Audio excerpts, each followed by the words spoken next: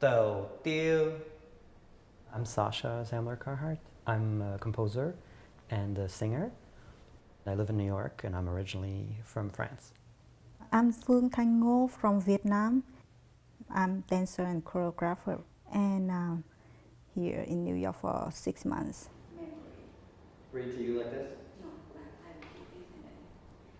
Oh, you mean I recited to you? I was nominated by Asian Cultural Council, and then composers now asked me who I would like to work with and gave me a number of possible people. And I saw Phu'o'ng's work and I thought we would probably work really well together. Actually, in the beginning, I didn't know that I was chosen by you. So I mean, I wouldn't say she was chosen by me. I just said, you know, when I saw her work, I said, this is probably going to work really well.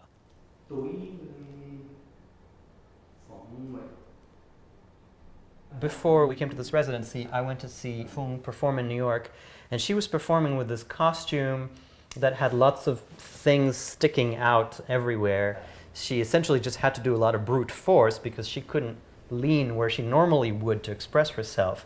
And so I thought it would be interesting for me as a singer to have that same constraint, which is have this language that just makes me not able to lean on the devices that I normally lean on, so that I just have to grow in some other area. Sang om go to.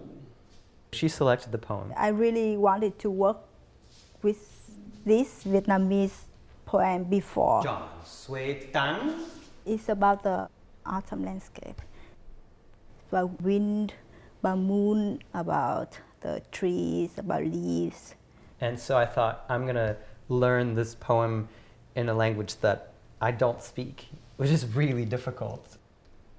I'm used to using melodic devices to express what the text means. And you can't do that in Vietnamese because it essentially comes with its own melody. So with the tone, different tones, we have like 6 tones. For him, it's also very difficult to use the muscles. His Vietnamese is getting much better. Well, Zop is like up and down, and then it's like sun, the mountains, the rivers. She is at this point climbing over me as if I'm the mountain, and she just climbs on my foot and on my knee and then just scales this mountain. At the end of the line, it says, I'm getting drunk from this scenery. So we break it and we just go into this drunken position. Yeah.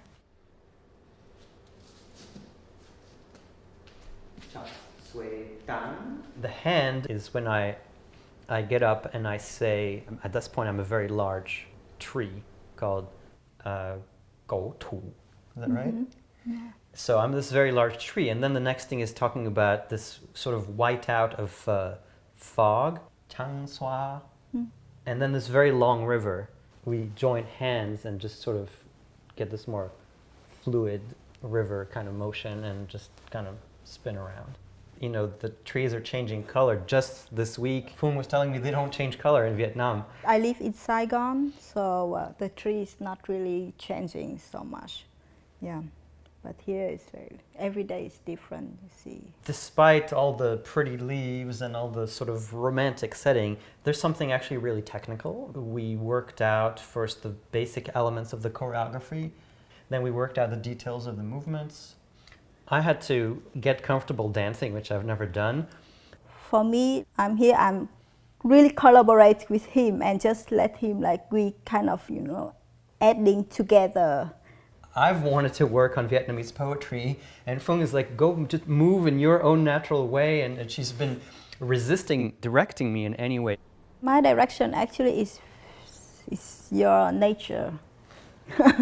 Very human, that's I like also. Because I don't want him to move like me. We different, that's very interesting to see the different things and then together. Let's see, when I finish with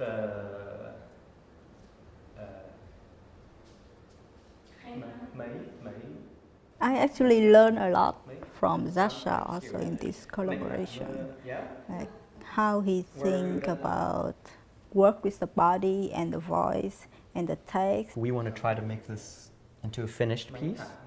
The core of the piece is here, but there's still a lot of work. If you imagine it with finished costumes, lighting, a full scenography, and possibly a more a fuller soundtrack, we're going to try to perform this as a finished piece. Yeah. Maybe here, maybe in Vietnam, Yeah. maybe both.